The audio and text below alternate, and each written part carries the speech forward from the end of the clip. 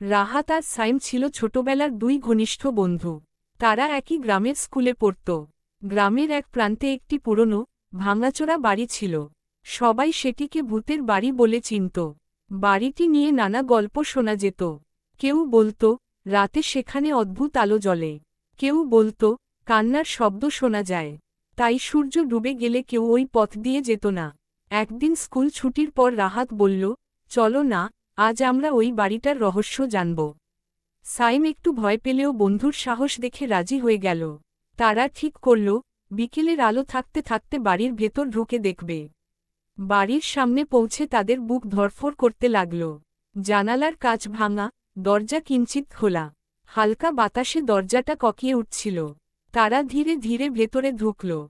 চারদিকে ধুলোময়লা আর জাল ঝুলছে। হঠাৎ ওপরের তলা থেকে টুপটাপ শব্দ এল।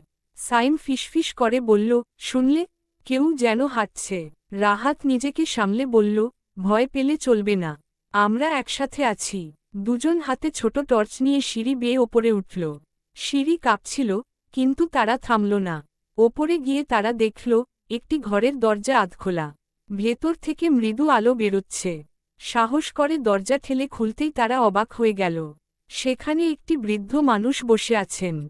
পাশে একটি পুরনো লণ্ঠন জ্বলছে। বৃদ্ধ চমকে উঠে বললেন, কে তোমরা? রাহাত কাপা গলায় বলল, আমরা গ্রামের ছেলে। সবাই বলে এই বাড়িতে ভূত আছে। তাই দেখতে এসেছি। বৃদ্ধ হেসে ফেললেন। তিনি জানালেন, বহু বছর আগে এই বাড়ি তার ছিল। পরিবার শহরে চলে গেছে, কিন্তু তিনি এই বাড়ি ছেড়ে যেতে পারেননি। রাতে লণ্ঠন জ্বালিয়ে বসে থাকেন। বাতাসে দরজা জানালা নড়ে শব্দ হয়, তাই মানুষ ভূতের গল্প বানিয়ে ফেলেছে। ঠিক তখনই আবার টুপটাপ শব্দ হল। বৃদ্ধ বললেন, ওটা ছাদের ওপর বিড়াল হাঁটছে। দুজন বন্ধু একে অন্যের দিকে তাকিয়ে হেসে ফেলল। এতদিন যে ভয়ের গল্প শুনেছে, তার পেছনে আসলে সাধারণ কারণ। তারা কিছুক্ষণ বৃদ্ধের সাথে গল্প করল। জানতে পারল, বৃদ্ধ খুব একা। কেউ তার কাছে আসে না। রাহাত বলল, আমরা মাঝে মাঝে আপনার কাছে আসব।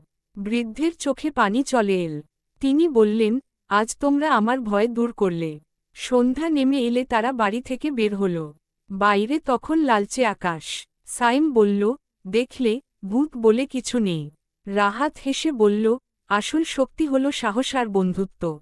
পরের দিন থেকে তারা মাঝে মাঝে ওই বাড়িতে যেত। গ্রামের মানুষ ধীরে ধীরে বুঝতে পারল, বাড়িটা ভূতের নয়। অযথা ভয় মানুষকেই কষ্ট দেয়। রাহাত আর সাইম শিখল, রহস্যের পেছনে সত্য খুঁজতে হলে ভয়ের সাথে লড়াই করতে হয়। সেদিনের সেই অভিযানের পর তাদের বন্ধুত্ব আরও গভীর হল।